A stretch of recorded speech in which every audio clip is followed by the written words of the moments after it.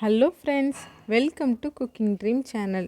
இன்றைக்கி ஒரு சூப்பரான டேஸ்ட்டான கேப்சிகம் ரைஸ் தாங்க பார்க்க போகிறோம். கண்டிப்பாக அதை நீங்கள் ட்ரை பண்ணுங்கள். சூப்பர் டேஸ்ட்டாக இருக்கும். குழந்தைங்க பெரியவங்கன்னு எல்லாத்துக்கும் ரொம்ப ரொம்ப பிடிக்குங்க. குழந்தைங்களுக்கெல்லாம் லஞ்ச் பாக்ஸில் கொடுத்து விட்டிங்க அப்படின்னா ஃபுல்லாக டிஃபன் பாக்ஸ் காலியாகி தான் வரும். நல்லா சாப்பிட்ருப்பாங்க. பெரியவங்களுக்கும் ரொம்ப பிடிக்குங்க. இதுக்கு சைடிஷ் பெருசாக எதுவுமே தேவையில்லைங்க. உங்களோட விருப்பம்தான். சிம்பிளாக ஒரு பொட்டேட்டோ ஃப்ரையோ இல்லை 2 அப்பளம் கூட பொரிச்சு வச்சிங்க அப்படின்னா போதுமே. சூப்பர் டேஸ்ட்டாக இருக்கும்.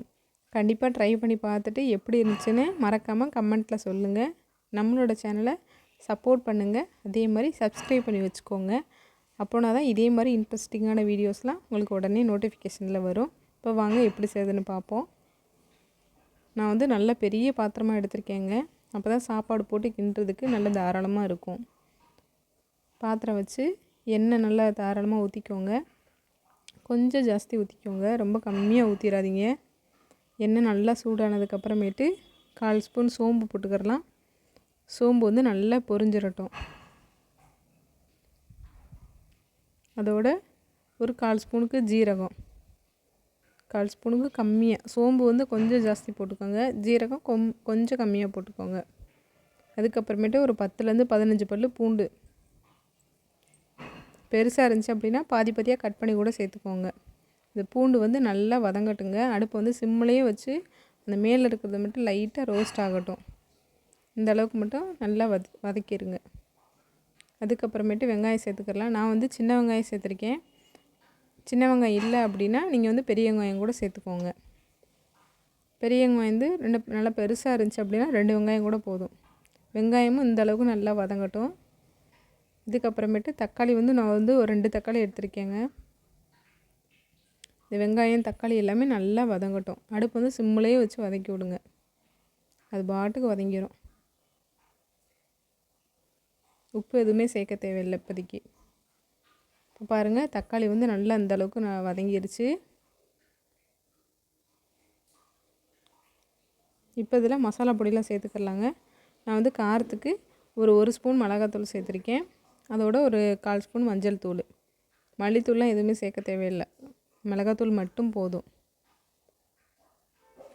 ஒரு 1/4 ஸ்பூன் மஞ்சள் தூள் சேர்த்துட்டு இது எல்லாத்தையும் நல்லா வதக்கி விட்ருங்க. அதோட பச்சை வாசனைலாம் போகட்டும். அதனால் நல்லா வதக்கி விட்ருங்க. வதக்கி விட்டுட்டு அதுக்கப்புறமேட்டு தாங்க தண்ணி ஊற்றணும். உடனே தண்ணி ஊற்றிடாதீங்க. ஒரு நிமிஷம்னாலும் நல்லா வதக்கி விட்ருங்க. பாருங்கள், ஓரளவுக்கு நல்லா வதங்கி எண்ணெய் பிரிஞ்சு வந்துருச்சு.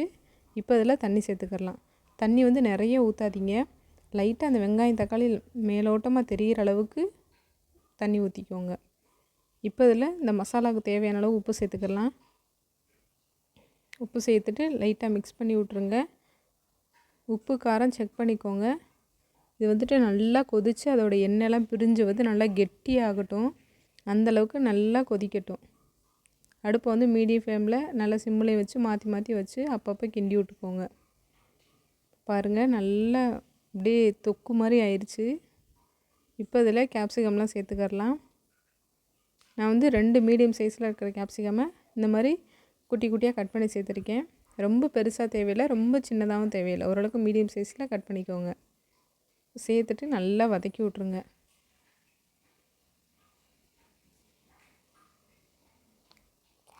கேப்சிகம் சீக்கிரமாகவே வெந்துடும். அதனால் ரொம்ப நேரம் வதக்கணும்னு அவசியம் இல்லை.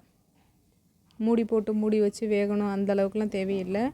சும்மா ஓப்பன்லேயே வச்சு கிண்டி விட்டுக்கோங்க. அப்பப்போ மட்டும் ஒரு 2-3 நிமிஷத்துக்கு மட்டும். இப்போ இதில் கொஞ்சமாக மிளகுத்தூள் சேர்த்துக்கரலாங்க. சேர்த்துட்டு நல்லா வதக்கி விட்ருங்க.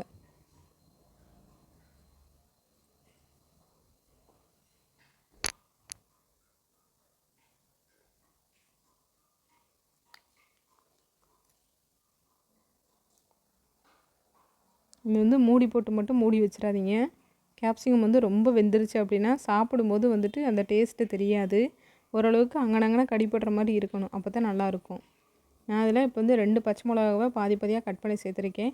நீங்கள் மிளகாத்தூள் காரம் நல்லா ஜாஸ்தி இருக்கும் அப்படின்னா பச்சை மிளகா வேண்டாம். இது காரம் கொஞ்சம் கம்மியாக இருக்கும் மிளகாத்தூள் எங்களோடது. அதனால் நான் 2 பச்சை மிளகாவை கட் பண்ணி சேர்த்துருக்கேன். அதுவும் ஃபஸ்ட்டே சேர்க்க வேண்டாம், ஏன்னா அது வந்து நல்லா வெந்து காரம்லாம் இறங்கிடும். இந்த டைமில் சேர்த்திங்க அப்படின்னா லைட்டாக அதோடய ஃப்ளேவர் மட்டும் இருக்கும், அதுக்காண்டி. இப்போ இதில் நம்ம வடித்து வச்ச சாதத்தை சேர்த்துக்கிடலாம். இது வந்து நான் வந்து நார்மல் சாப்பாடு அரிசி சேர்த்துருக்கேங்க. நல்லா சாப்பாடு எப்பவும் போல் வடித்து நல்லா கொஞ்சம் நேரம் ஆற வச்சுட்டு நல்லா உதிரி உதிரியாக வடிச்சுக்கோங்க, அப்போத்தே நல்லாயிருக்கும். சாப்பாட்டிலே நான் வந்து உப்பு போட்டு வடிச்சிருக்கேன், அதனால் நான் வந்து பார்த்துட்டு உப்பு போட்டிருக்கேன். நீங்கள் சாப்பாட்டில் உப்பு போட மாட்டீங்க அப்படின்னா இதில் வந்து கொஞ்சம் ஜாஸ்தி சேர்த்துக்கோங்க. அந்த வெங்காயம் தக்காளி வதங்குறப்போ உப்பு போட்டோம்ல, அந்த டைமில் கொஞ்சம் ஜாஸ்தி சேர்த்துக்கோங்க. சேர்த்துட்டு சாப்பாடு உடையாமல் பார்த்து கிண்டி விடுங்க.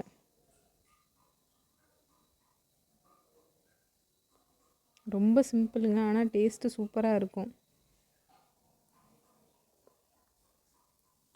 சாப்பாடை வடிச்சிட்டு அந்த சைடு சாப்பாடு வெந்துக்கிட்டு இருக்கு அப்படின்னா இந்த டைமில் அப்படியே பக்கத்து அடுப்பில் இந்த கிரேவி வச்சு செஞ்சு விட்றலாம். கண்டிப்பாக நீங்கள் இதை ஒரு டைம்னாலும் ட்ரை பண்ணி பாருங்கள், டேஸ்ட்டு சூப்பராக இருக்கும்.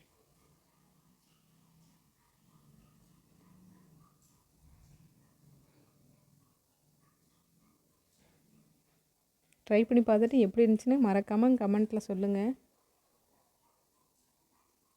வந்து நல்லா மிக்ஸ் பண்ணி விடுங்க, அப்போ தான் அந்த காரம் உப்பு எல்லாமே ரைஸோடு நல்லா மிக்ஸ் ஆகும். ஒரு 2-3 நிமிஷத்துக்கு நல்லா ஓரளவுக்கு மீடியம் ஃப்ளேம்லேயே வச்சு மிக்ஸ் பண்ணி விடுங்க. இப்போ இதில் கொத்தமல்லி தலையை தூவி இறக்கிட்டோம் அப்படின்னா சூப்பரான கேப்சிகம் ரைஸ் ரெடி ஆயிடுச்சு. கண்டிப்பாக ட்ரை பண்ணி பார்த்துட்டு எப்படி இருந்துச்சுன்னு கமெண்ட்டில் சொல்லுங்கள்.